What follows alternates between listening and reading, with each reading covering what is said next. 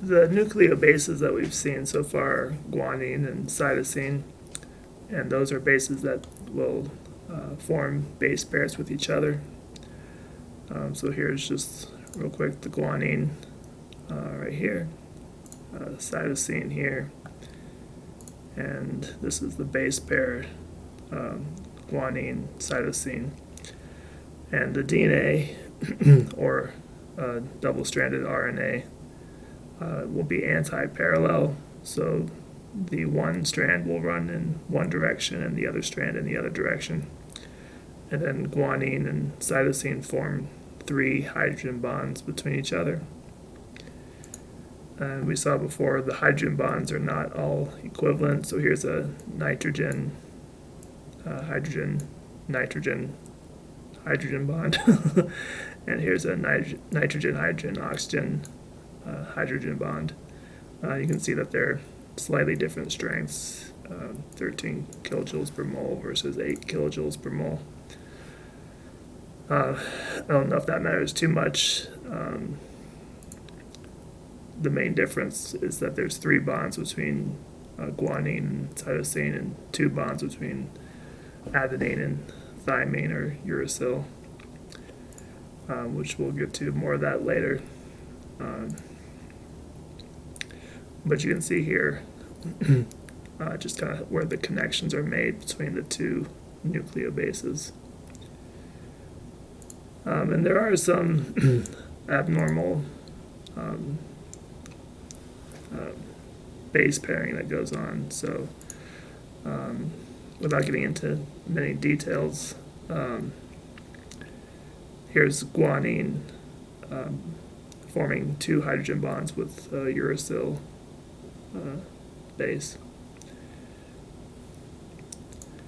And we saw before there's these CPG sites, which are C followed by a G, and then the pairing DNA is the opposite, C, G in the other direction.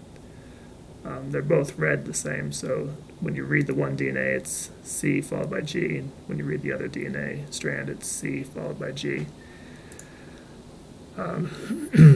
And that's kind of just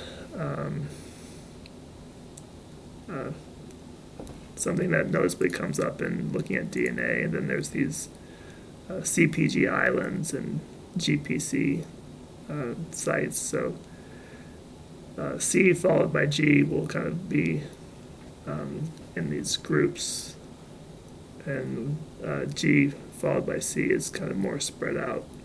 And like I said, it's directional, so in this direction it's C followed by G, and it would be different. You'd have to C here if you're going to have G before C. So every organism or piece of DNA will have some GC content. Just counting the G's and C's compared to the A's and T's or A's and U's. There'll be some ratio there. You kind of expect it to be just 50-50, but here's the human genome, and it's roughly 40%, 41% G's and C's. The messenger RNA is closer to 50%. But the whole genome is closer to 41%.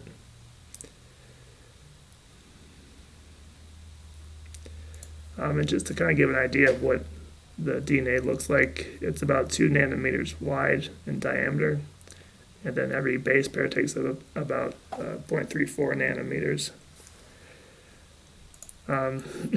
So if you're going to just have kind of a stretch of DNA,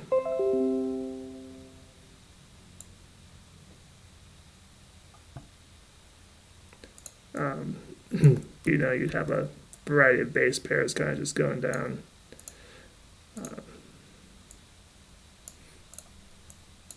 That did not work out, but there's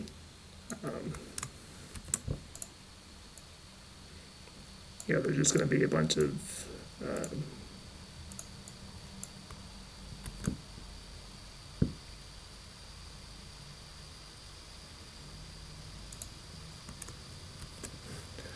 well, that did not work out, but you have a bunch of G's and C's kind of paired together going down the DNA, and it's kind of very,